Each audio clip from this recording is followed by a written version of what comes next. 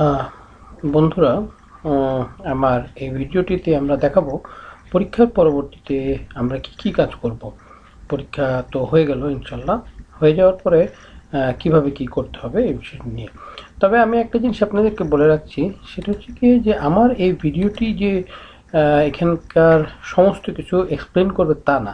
আপনাদেরকে কিন্তু নিজেদেরকে অনেক এফোর্ট দিতে হবে। সবচেয়ে বড় বিষয় আমি যেটা বারবার করে বলতেছি, সেটা হচ্ছে কি আপনাদেরকে আহ, বিভিন্ন যে অনলাইন মিডিয়াগুলো আছে, ভার্চুয়াল যেসব মাধ্যমগুলো আছে, সেগুলোতে অবশ্যই কানেক্টেড করে থাকতে হবে।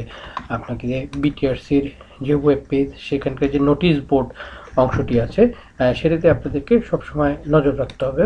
বিটিআরসির ফেসবুক পেজ, আমাদের অ্যামেচার রেডিও সোসাইটি অফ বাংলাদেশের যে গ্রুপ আছে, সেটিতে আপনাদেরকে যুক্ত হওয়ার জন্য অনুরোধ জানাবো।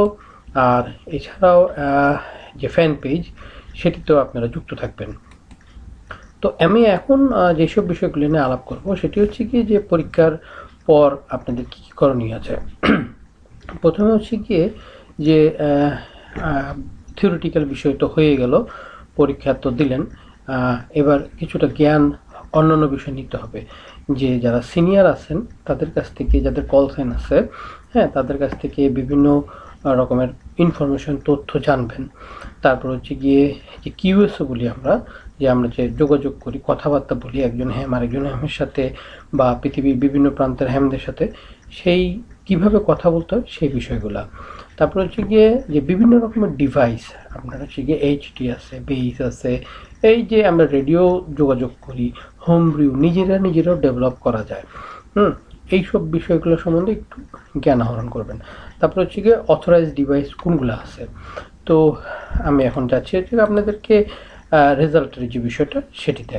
তো অবশ্যই আপনাদের কিন্তু যে অ্যাডমিট কার্ডটা, যে পরীক্ষার সময় যে প্রবেশপত্রটা ছিল, সেটিকে কিন্তু খুব যত্ন করে রাখবেন। তারপরে আপনাদের রেজাল্টের জন্য এটা খুব জরুরি দরকারে আসবে। আপনাদের যখন পরীক্ষার ঠিক আগ দিয়ে একটি সার্কুলার দিবে, যারা যারা, হ্যাঁ, পরীক্ষার জন্য যাদেরকে বাছাই করা হয়েছে, তাদের একটা লিস্ট দেওয়া হবে। এরকম একটা লিস্ট থাকবে। হ্যাঁ, এই লিস্টে কিন্তু আপনারা খুব যত্ন করে দেখবেন আপনার কোথা থেকে আপনার প্রবেশপত্র সংগ্রহ করতে হবে। হ্যাঁ, এইসব বিষয়গুলা পরীক্ষার সময়টময় এগুলো নিয়ে জানানো থাকবে। সব বিষয়গুলি কিন্তু আপনার এই যে ওয়েবসাইট, তারপর গ্রুপ, তারপর ফ্যান পেজ, এগুলোতে পাবেন। এবার হচ্ছে গিয়ে রেজাল্ট। হ্যাঁ, রেজাল্ট পাবলিশ করা হলে পরে এরকমভাবে একটা রেজাল্টটা দেওয়া হয়। রেজাল্টে আপনার যে রোল নাম্বারটা শুধু সেটাই দেওয়া থাকবে। তো এই ফাইলটাও আপনারা পেয়ে যাবেন বিটিআরসি ওয়েবসাইট বা অন্যান্য যেসব মাধ্যমগুলো বললাম সেগুলোতে। আপনাদেরকে একটা স্ট্যাটিস্টিক্স দেখাই আমি। আমাদের এই পর্যন্ত মোটামুটি যতটুকু আমার জ্ঞানে, বাংলাদেশ টেলিকমিউনিকেশনের অথরিটি, যেটা অনেক আগে টিএনটি ছিল, হ্যাঁ, আহ, সেই সময় থেকে এখন পর্যন্ত পরীক্ষা হয়েছে টোটাল 6 বার। 1997, তারপরে 2004, তারপরে 2008, তারপরে 2013, 2017 এবং লাস্ট হয়েছে 2018 সালে। তো আমার কাছে এই মুহূর্তে 2013, 17 এবং 18 ডেটা আছে। যেমন 2013 সালের টোটাল পরীক্ষার্থী ছিল 180 জন, 2017-তে 210 জন এবং 2018-তে 266 জন। দেখুন পাশ করেছে কত বছর। আর 2013 সালের পরীক্ষাটা হয়েছিল 13-তে, হওয়ার পর রেজাল্ট দিতে দিতে কিন্তু 2 বছর লেগেছে, কিন্তু তারপর থেকে নিয়মিত সময়তে রেজাল্ট দেওয়া হচ্ছিল। তো দেখেন 147 জন পাশ করছে, তারপর 177, তারপর 198 জন।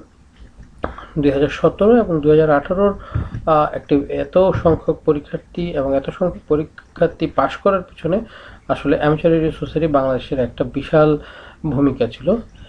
এইতে যারা এই সোসাইটির যারা মানে নীতি নির্ধারক, যারা এটাকে মেনটেন করছেন, তারা অনেক মানে অনেক পরিশ্রম এবং অক্লান্তভাবে এটার পেছনে এবং সময়, তারপর অনেক রকমের অর্গানাইজিং বিষয় আছে।